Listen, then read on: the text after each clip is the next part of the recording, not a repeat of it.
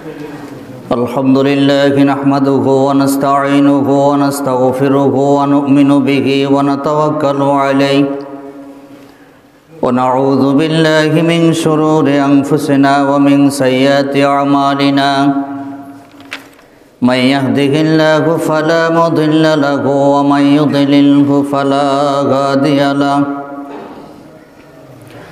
ونشهد أن لا إله إلا الله وحده لا شريك له ونشهد أن محمدًا عبده ورسوله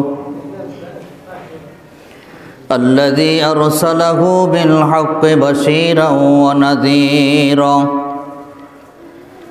وداعيا إلى الله بإذنه وسراجا منيرا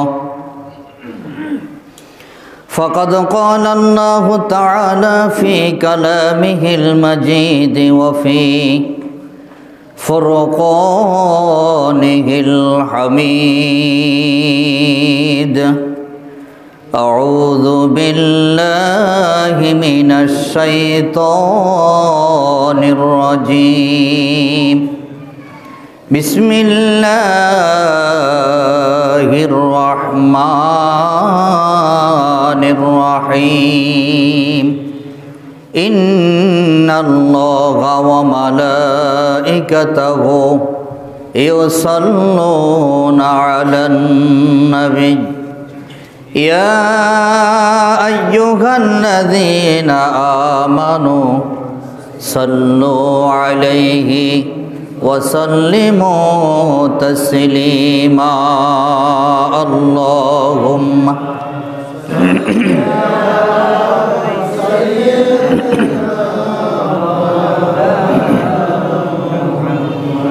وعلى آل سيدنا مولانا اللهم صل على سيدنا مولانا وعلى آل سيدنا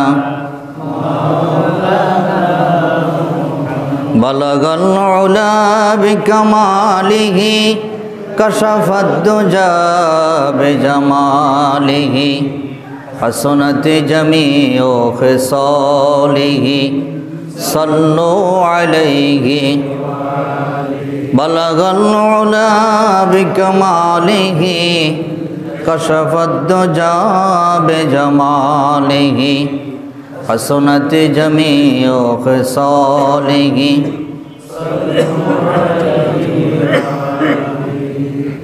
আলহামদুলিল্লাহ আল্লাহ সুবহানাহু ওয়া তাআলার শাহী দরবারে অসংখ্য অগণিত শুকরিয়া আদায় করছি যে আল্লাহ পাক পরওয়ারদিগারে আলম আমাদেরকে আজকে জমাদিউল আউয়ালের প্রথম জুমায় আল্লাহ পাক তার ঘরে হাজির হওয়ার আশার তৌফিক দান করছেন। এই জন্যে আমরা আল্লাহ পাকের শাহী দরবারে শুকরিয়া তান আদায় করিনি আলহামদুলিল্লাহ। আল্লাহ পাক পরওয়ারদিগারে আলম সকল প্রকার ফিতনা ফাসাদ থেকে আল্লাহ পাক আমাদেরকে হেফাজত করে আল্লাহ তাবারাকাহু ওয়া তাআলা পবিত্র জায়গায় পবিত্র সময়ে নির্দিষ্ট টাইমে আল্লাহ পাক তার হুকুম আদায় করার জন্য মনিবের সন্তুষ্টি আদায় করার জন্য মনিব দয়া করে যে আমাদেরকে তার ঘরে আগে আগে হাজির হওয়ার তৌফিক দান করছেন। আবারও বলি আলহামদুলিল্লাহ। আল্লাহ তাবারাকাহু ওয়া তাআলা এই পৃথিবীতে মানব গোষ্ঠী সৃষ্টি করার পরে আল্লাহ তাবারাকাহু ওয়া তাআলা সমস্ত মাখলুকাতের মাঝে মানব গোষ্ঠীর মাঝে এই কথা জানিয়ে দিলেন যে তোমাদেরকে যিনি সৃষ্টি করছেন তিনি তোমাদের রব, তিনি তোমাদের মনিব। আর কিয়ামত পর্যন্ত আনেওয়ালা সমস্ত মানুষগুলোর কাছে এই ঘোষণাই বিদ্যমান থাকবে। কি বলেন? এর বাহিরে আর কোনো ঘোষণা থাকবে না। কেউ মানবে, কেউ মানবে না, কিন্তু ঘোষণা থাকবে কি?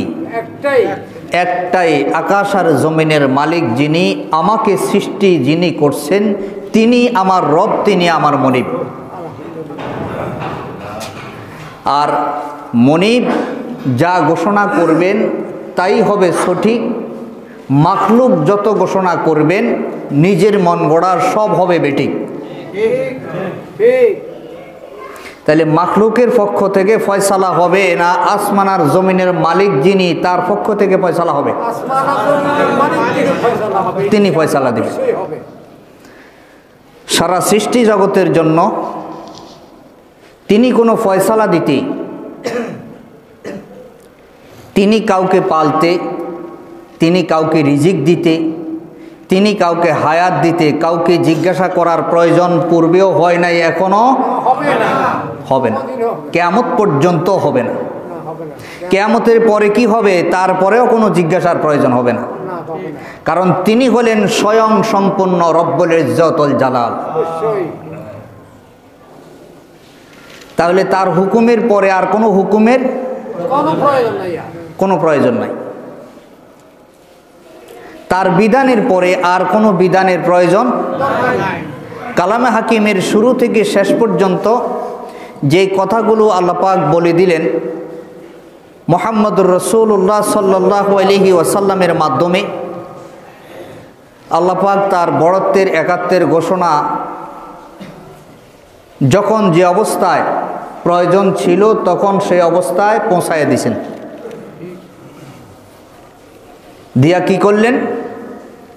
শুরু করলেন বিসমিল্লাহ দিয়ে, শেষ করলেন মিনাল জিন্নাতি ওয়ান নাস দিয়ে। তার মানে শুরু হলো বা, শেষ হলো সিন, মধ্যখানে তোমার রব, তোমার মনিব যা কিছু বলছেন তোমার জীবন চলার জন্য কিয়ামত পর্যন্ত সমস্ত আসনেওয়ালা মাখলুকের জন্য যথেষ্ট হয়ে গেছে। সুবহানাল্লাহি ওয়া বিহামদিহি। এতটুকুন কথা যতগুলো পয়গাম্বর আসছেন সমস্ত পয়গাম্বরেরা দিয়েছেন। শেষ পর্যন্ত আপনার আমার নবী খাতামান নাবিয়্যিন আশরাফুল আম্বিয়া সরকার দো আলম সাইয়্যিদুল মুরসালিন মুহাম্মদুর রাসূলুল্লাহ সাল্লাল্লাহু আলাইহি ওয়াসাল্লাম দিয়েছেন। কিভাবে দিলেন? আমরা প্রত্যেক নামাজের পরে মর্যাদা সম্পন্ন একটি আয়াতে কারিমা তেলাওয়াত করি। সে আয়াতে কারিমার ফজিলত হচ্ছে, আল্লাহর হাবিব সরকার দো আলম সাল্লাল্লাহু আলাইহি ওয়াসাল্লাম বলছেন, মুমিন যদি প্রত্যেক ফরজ নামাজের পরে এই আয়াতে কারিমার এই দোয়াটা পড়ে, তার জান্নাতে যাওয়ার জন্য শুধু মৃত্যু বাকি থাকবে। সে আয়াতটা কি আপনারা কি সকলে জানেন? আয়াতুল কুরসি। এই আয়াতুল কুরসি আল্লাহর হাবিব সাল্লাল্লাহু আলাইহি ওয়াসাল্লাম সাহাবীকে জিজ্ঞাসা করলেন যে কালামে হাকিমের মধ্যে মর্যাদা সম্পন্ন আয়াত কোনটি, তোমার কি মুখস্থ আছে, জানো তুমি? আল্লাহর হাবিবের সাহাবী জবাব দিলেন, ইয়া রাসূলুল্লাহ, সে আয়াতে কারিমা হচ্ছে, মর্যাদা সম্পন্ন আয়াত হচ্ছে আয়াতুল কুরসি। আল্লাহর হাবিব সাল্লাল্লাহু আলাইহি ওয়াসাল্লাম বলে দিলেন, আল্লাহ পাক তোমার জ্ঞানকে আরো বৃদ্ধি করে দেখ। তার মানে রাসূল দোয়া করে দিয়েছে। তো সে আয়াতুল কুরসি আমরা সবাই পারি কিনা? ইনশাআল্লাহ। যারা পারি তারা তো পারি, আর যারা না পারি তারা শিখে নেবে ইনশাআল্লাহ। সকলে পড়ি। আউযু বিল্লাহি মিনাশ শাইতানির রাজীম। বিসমিল্লাহির রাহমানির রহমানির রহিম।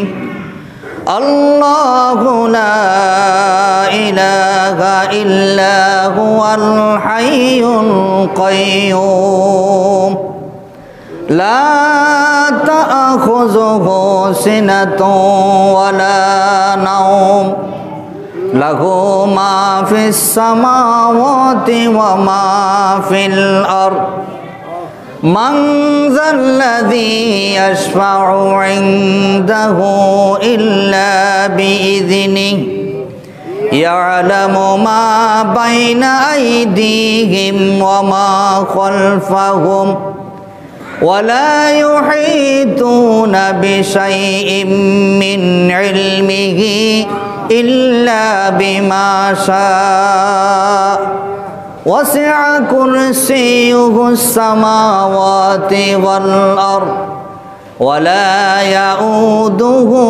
حفظهما وهو العلي العظيم صدق الله العظيم। এই আয়াতে কারিমা হচ্ছে সূরাতুল বাকারার 255 নম্বর আয়াত। এই আয়াতুল কুরসির এত মর্যাদা, সংক্ষেপে একটু বলছি, আরও মর্যাদা আছে, সামনে ইনশাআল্লাহ বলার চেষ্টা করব, আল্লাহ যদি তৌফিক দান করে ইনশাআল্লাহ। এই আয়াতুল কুরসি বান্দার গুনাহ মাফ করে দিয়ে আল্লাহ তাআলার নৈকট্য লাভের জন্য সহজ করে দেয়। বান্দাকে এই পৃথিবীতে যতদিন বসবাস করার তৌফিক আল্লাহ তাআলা দান করেন, করছেন যাদেরকে, এবং আমাদেরকেও। এই আয়াতুল কুরসির ভিতরে যেই কথাগুলো বলা হয়েছে, এই কথাগুলোর উপরে বান্দা যদি আমল করে তাহলে তার জান্নাতের জন্য যথেষ্ট হয়ে যাবে। এই জন্যে এই আয়াতুল কুরসির এত মর্যাদা, এত সম্মান, এত দাম, এত মর্যাদা। এই আয়াতুল কুরসির ভিতরে 10টা পয়েন্ট আছে। কয়টা পয়েন্ট? 10টা পয়েন্ট আছে। এই 10টা পয়েন্টের উপরে ইনশাআল্লাহ আলোচনা করার চেষ্টা করব ধারাবাহিক, আল্লাহ যদি তৌফিক দান করে ইনশাআল্লাহ। আজকে আমরা যেই কথাগুলো আলোচনা করব, সামান্য ছোট্ট একটি অংশ নিয়ে আলোচনা করব।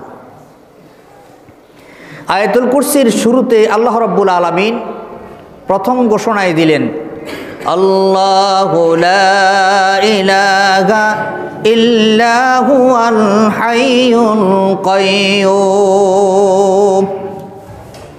আল্লাহ হচ্ছেন তিনি, যিনি ব্যতীত আর কোনো মাবুদ নাই, সর্বভৌমত্বের মালিক আর কেহু নাই। তিনি চিরঞ্জীব, চিরস্থায়ী, হাইয়্যু এবং কাইয়্যুম। লা তা'খুযুহু সিনাতুন ওয়ালা নাওম। লা তা'খুযুহু সিনাতুন, সিনের নিচে জের দিয়ে সিনাতুন শব্দ ব্যবহার করে আল্লাহ তাআলা গুমের প্রথম বাবটাকে বোঝানো হয়েছে। তার মানে গুমের আগে কি আসে? জিমানি আসে, তন্ত্র আসে, আসে না? এরপরে পুরাটা বললেন লা তা'খুযুহু সিনাতুন ওয়ালা নাওম, এবং পরিপূর্ণ গুম। তার মানে আল্লাহ তাআলাকে তন্ত্রা এবং পরিপূর্ণ গুম কোনোটাই স্পর্শ করতে পারে না। আল্লাহু লা ইলাহা ইল্লা হু।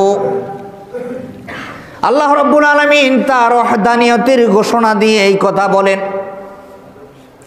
আল্লাহ হচ্ছেন তিনি, যিনি ছাড়া আর কোনো মাবুদ নাই, আর কোনো উপাস্য নাই, আর কোনো রিজিক দাতা নাই, আর কোনো হায়াত দাতা নাই, সর্বভৌমত্বের মালিক আকাশেও নাই, জমিনেও নাই।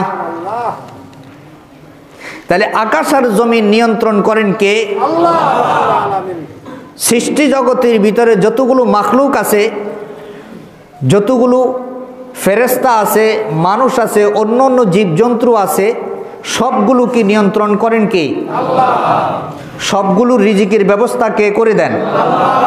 সবগুলোর হায়াত কে দিলেন? এই যে আমরা দেখতেছি গাছ দাঁড়িয়ে আছে, গাছের প্রাণ আছে না? আছে কি না? গাছেরও প্রাণ আছে। তাহলে সৃষ্টি জগতের সব কিছুর প্রাণ আছে, সব কিছুর কি আছে? প্রাণ আছে। এই প্রাণ কে দিলেন?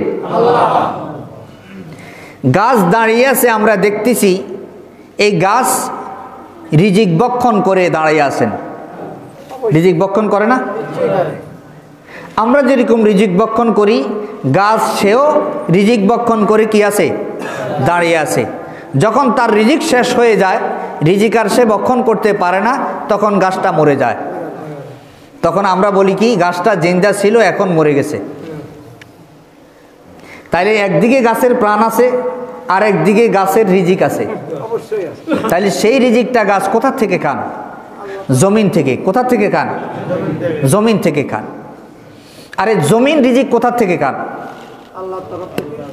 জমিন কোথা থেকে রিজিক খান? না, আল্লাহ তো খাওয়া নেই, ঠিক আছে, সেটারও একটা মাধ্যম আছে। জমিনের রিজিক হচ্ছে, জমিন একটা জিনিসের উপরে বিদ্যমান। সেই জিনিসটা কি? তা হচ্ছে পানি। কিসের উপরে বিদ্যমান? পানির উপরে ভাসমান অবস্থায় আছে। এই জমিন যেই তলদেশে মহাসমুদ্র বাস করতেছে, সেই মহাসমুদ্রের পানির তস জমিন টানতেছে, আর জমিনের উপরে সমস্ত মাখলুকাত বসবাস করে সেই জমিন থেকে ওই তস নামক রিজিক আহরণ করে জীবিকা অর্জন করে মানুষ আর সমস্ত জীবজন্তু বসবাস করে। আল্লাহু আকবার। এই জন্য আল্লাহ রাব্বুল আলামিন বললেন, আমি তো সে আল্লাহ যিনি মাটি থেকে তোমাদের জন্য রিজিকের ব্যবস্থা করি, সমস্ত মাখলুকাতের জন্য রিজিকের ব্যবস্থা করি। এই সর্বভৌমত্বের মালিক হলাম আমি। আকাশ আর জমিন আমার রহমত দিয়ে আমি বেষ্টনী দিয়ে রেখেছি। আকাশ আর জমিন, আরশ আজিম, আরশ কুরসি, লোহ কলম যা কিছু আছে, আল্লাহ রাব্বুল আলামিন সব জায়গায় তিনি তার আসন পেতে আছেন।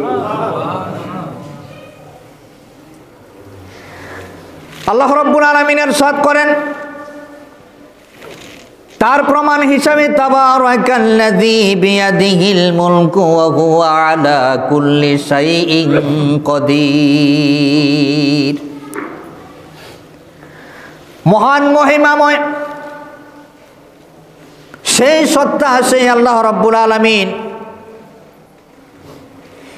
যিনি সর্বভৌমত্বের ক্ষমতার অধিকারী, তিনি সব কিছুর উপর সর্বশক্তিমান, যিনি সৃষ্টি করেছেন মরণ এবং জীবন।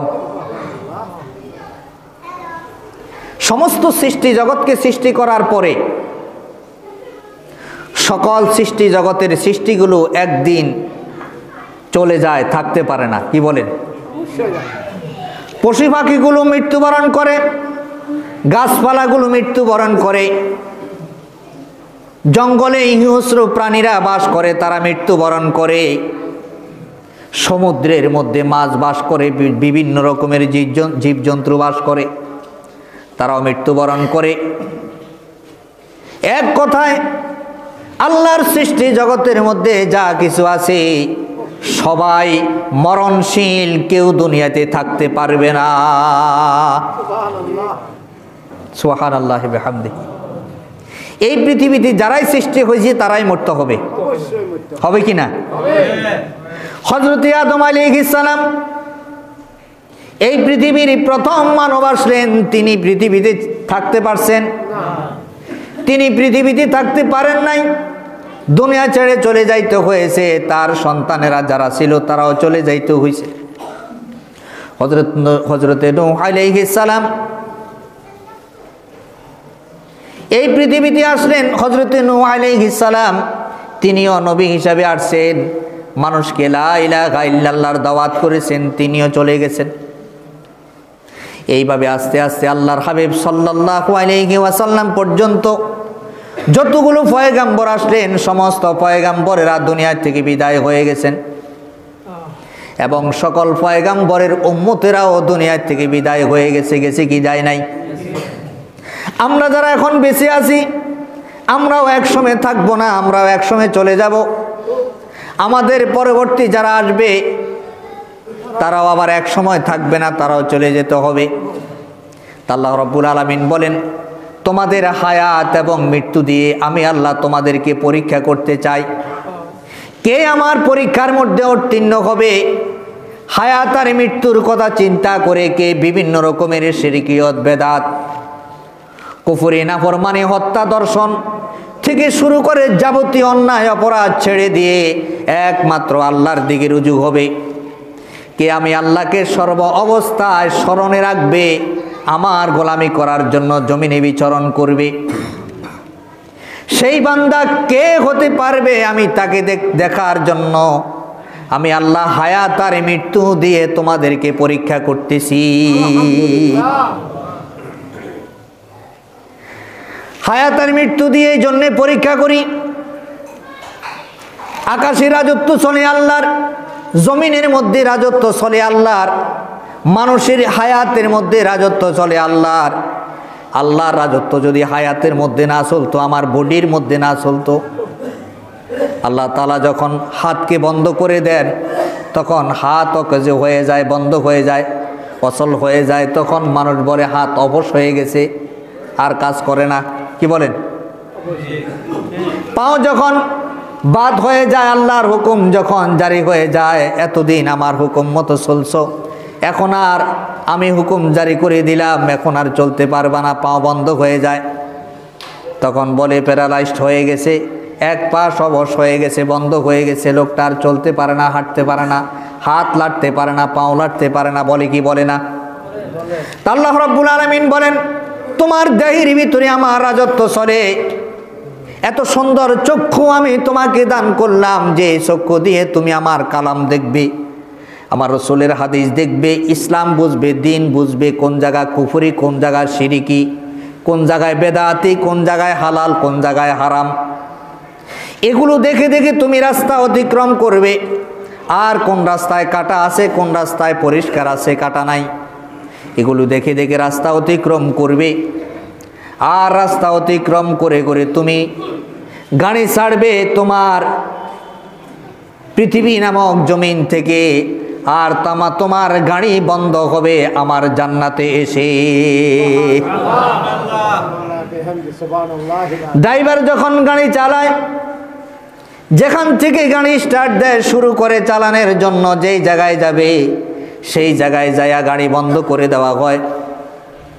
গাড়ি থেকে মালিক নেমে যায়, প্যাসেঞ্জার নামে যায়, নির্দিষ্ট জায়গায় যাওয়া পর্যন্ত যত জায়গায় বিরাম নেক না কেন, বিশ্রাম নেক না কেন, সেই জায়গায় স্থায়ীভাবে থাকে না। 1 ঘন্টা, আধা ঘন্টা থেকে তারপরে আবার গাড়ি ছাড়তে শুরু করে কিনা?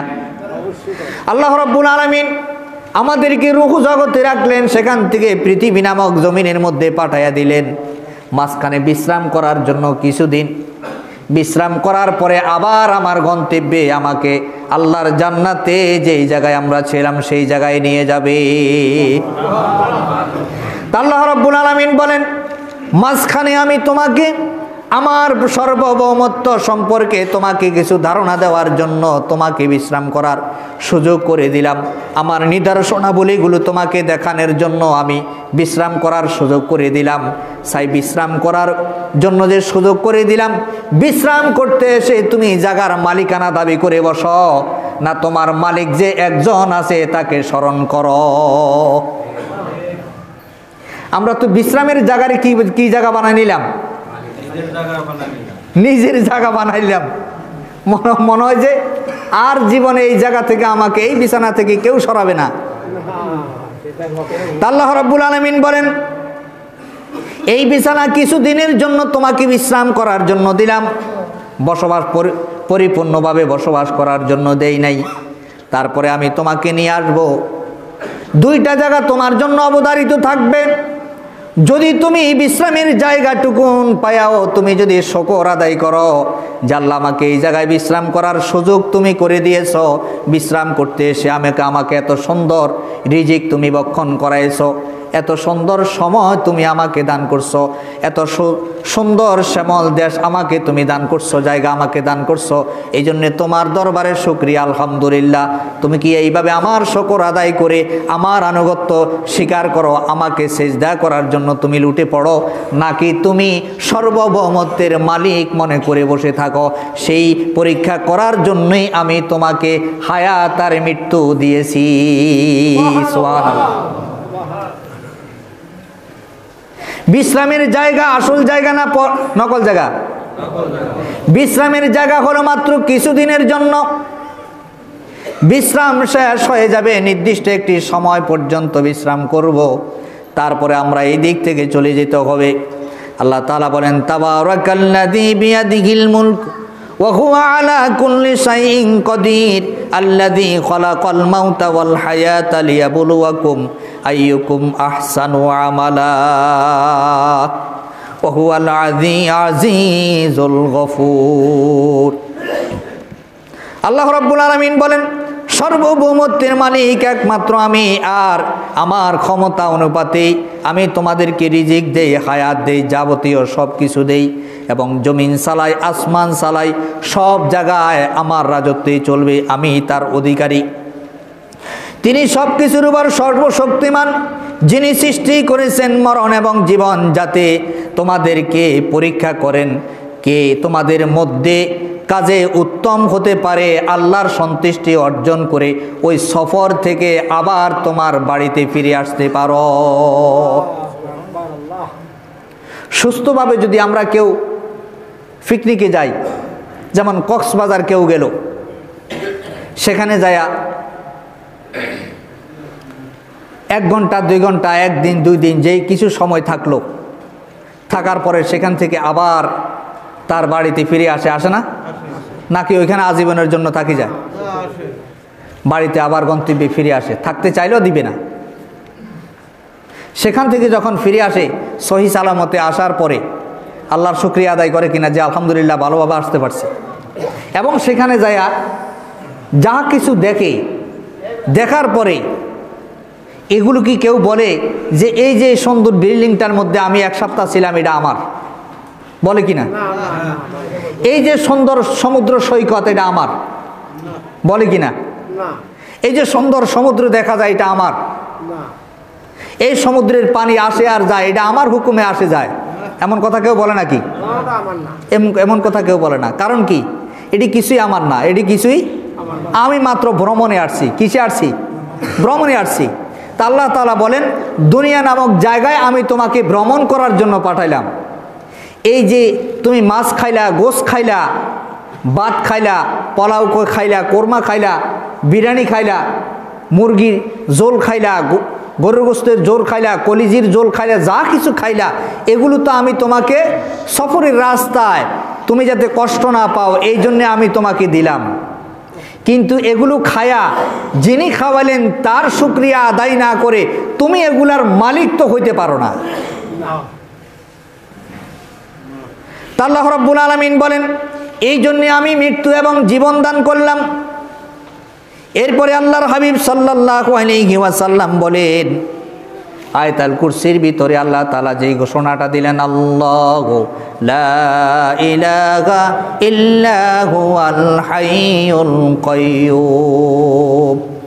এই ঘোষণা তো সেই ঘোষণা, আল্লাহ এবং আল্লাহ হলেন এক, অদ্বিতীয়, তার কোনো অংশীদার নাই, শরীকদার নাই, সর্বভৌমত্বের মালিক কেউ নাই, তিনি চিরঞ্জীব, চিরস্থায়ী, অর্থাৎ হাইয়ু এবং কাইয়ুম। এই নামগুলো হলেন আল্লাহ পাকের ইসমে আজম।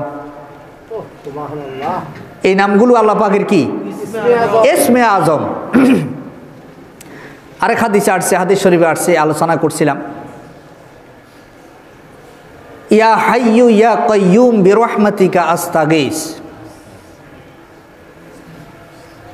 এটা একটি দোয়া, যে পাঠ করবে পেরেশানির সময় আল্লাহ পাক তার পেরেশানি দূর করে দিবে।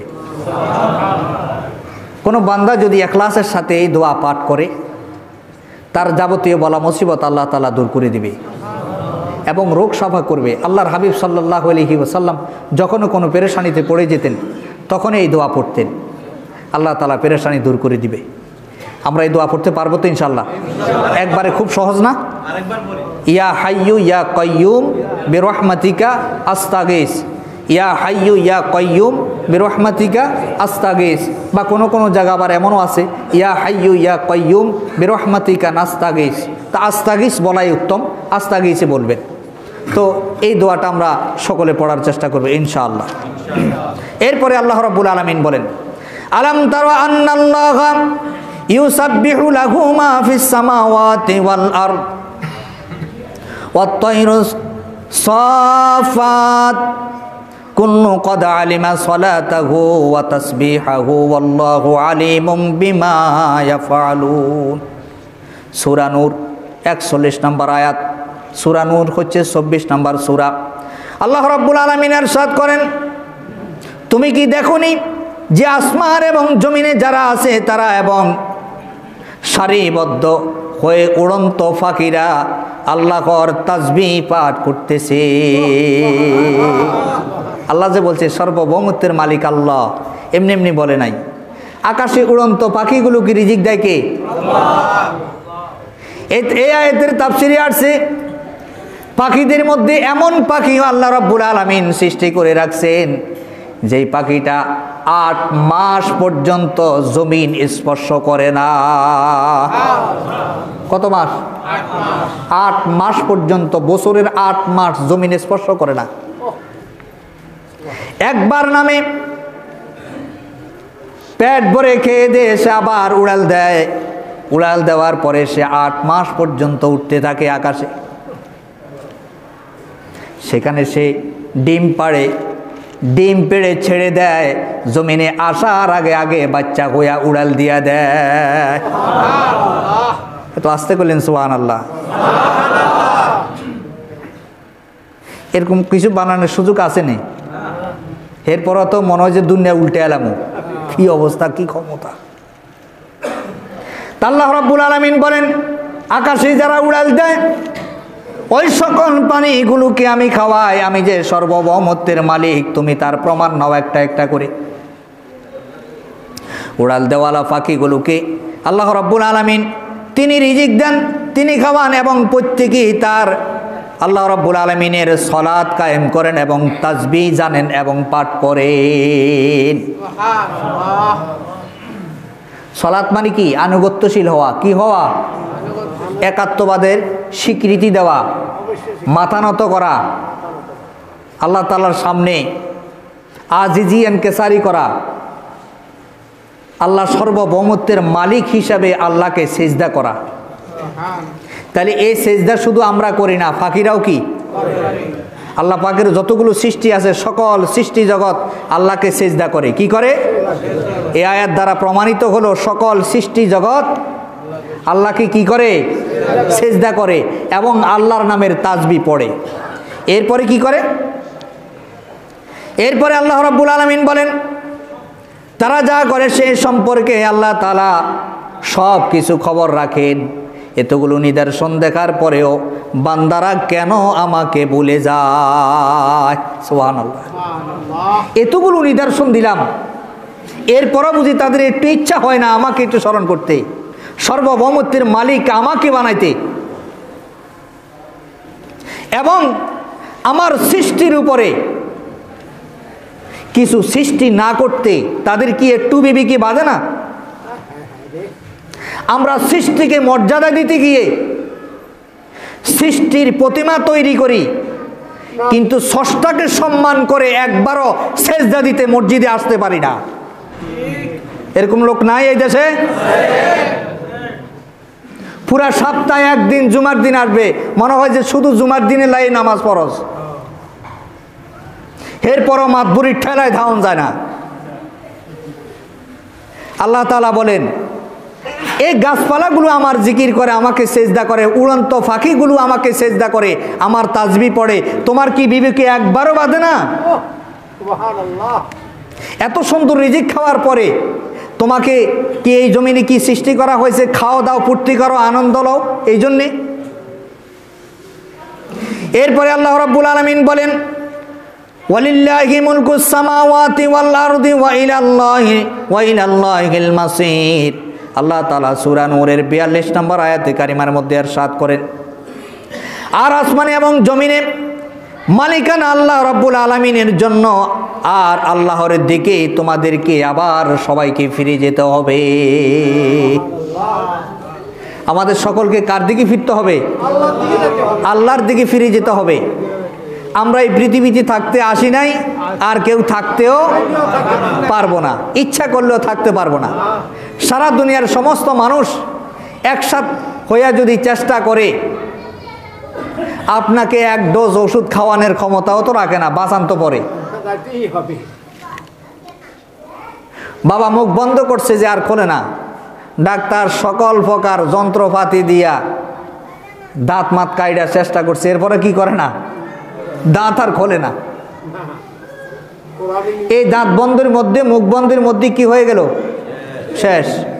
জবান বন্ধ হয়ে গেছে, 3 দিন বাঁচছে, 4 দিন বাঁচছে, 5 দিন বাঁচছে, 1 সপ্তাহ বাঁচছে, এরপরে শেষ। আর জবান থেকে, বাবার জবান থেকে একটা কথা শুনতে পারে নাই, সন্তানের জবান থেকে একটা কথা শুনতে পারে নাই, মার জবান থেকে একটা কথা শুনতে পারে নাই। তো এই জবান যিনি দিলেন তিনি বন্ধ করতে পারেন না? পারেন। তো যেই জবান আল্লাহ আমাকে দান করলেন, তার রাজত্ব অনুপাতে আমার জবান চলে, আমার নিয়ন্ত্রণে জবান চলে না। কি বলেন ভাই? আমার জবান আমার নিয়ন্ত্রণে চলে? আমার জবান আমার নিয়ন্ত্রণে চলে না। তাহলে যার নিয়ন্ত্রণে চলে, যার রাজত্ব আমার জবান মানে, তার থেকে কি আমার শিক্ষা নেওয়া উচিত না? যে জবান আমার কার হুকুমে চলে? কথা বলিয়া বাতাস বাইর হয়, কিন্তু আওয়াজ হয় কই থেকে?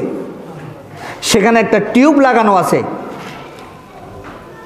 যে টিউবটা এমনভাবে কাজ করে, মানুষের পেটের ভিতর থেকে নাক যখন নিঃশ্বাস টান দেয়, নিঃশ্বাস টান দিলে ওই টিউবের ভিতরে জমাট হয়, আর সেখান থেকে যখন সে ছেড়ে দেয়, তখন ওই বাঁশির ভিতর দিয়া বের হয়ে আসে। সেখান থেকে বান্দা যা বলতে চায় তার বাকশক্তি প্রকাশ হতে পারে। সেই টিউবটা যদি আল্লাহ বন্ধ করে দেন, জবান কি হয়ে যাবে? আওয়াজ বাহির হবে, হাওয়া বাহির হবে, আওয়াজ বাহির হবে না। তো সে আল্লাহ রাব্বুল আলামিন বলতেছেন যে আকাশ আর জমিনের মালিক তো আমি, সর্বভৌমত্বের মালিক আমাকে মনে না করে তৎকালীন সময় নূহ আলাইহিস সালামের জমানায়, নূহ আলাইহিস সালাম যখন এই দাওয়াত দিচ্ছিলেন, তখন কাফের মুশরিকরা মানে নাই। আর না মানার কারণে আল্লাহ তাআলা সে নূহ আলাইহিস সালামের কওমকে কি করে ডুবাইলেন? বন্যা দিয়া ডুবাইয়া দিলেন, পানি দিয়া ডুবাইয়া দিলেন, ডুবাইয়া চিরতরে সব শেষ করে দিলেন। নূহ আলাইহিস সালাম বললেন, সূরা নূহের মধ্যে আসছে, সূরা নূহ এ একটা সূরা নাজিলি করছে নূহ আলাইহিস সালামের ঘটনা, আরও অন্য জায়গায়ও আছে। যে নূহ আলাইহিস সালাম যখন, নূহ আলাইহিস সালামকে যখন প্রশ্ন করা হলো তোমার কওমের কি অবস্থা, বলল আল্লাহ আমি তো রাত দিন করে তো দাওয়াত করতেছি, তারা তো আমার দাওয়াত শোনে না। নূহ আলাইহিস সালাম 950 বছর দাওয়াত করছে। কত বছর? 950 বছর দাওয়াত করছে, মাত্র গুটি কয়েকজন হয়েছে, সবাই মানে নাই। তা আল্লাহ তাআলা বলেন, হে নূহ আমার পয়গম্বর, তোমার কওম তো আমার হুকুম মানে না, আমার কথা মতো চলে না, তাদেরকে তুমি বলো আল্লাহর আযাব আর গজব অতি দ্রুত তোমাদের দিকে আসতেছে, তার আগে আগে তোমরা তওবা করো, ইসলাম গ্রহণ করো, কালিমা পড়ো। আল্লাহ আমি এসব কথা বলা শেষ, বলে ফেলছি, এখন এরা মানতে চায় না।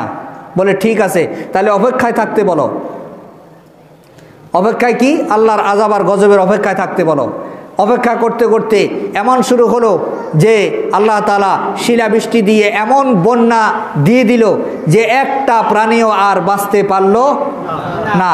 তাই যে আল্লাহ নূহ আলাইহিস সালামের কওমকে ধ্বংস করে দিলেন নাফরমানির কারণে, মূর্তি পূজার কারণে, আল্লাহ তাআলার আনুগত্য স্বীকার না করার কারণে, আল্লাহকে সর্বভৌমত্বের মালিক না স্বীকার করার কারণে, সে আল্লাহ এখনো আছে না নাই?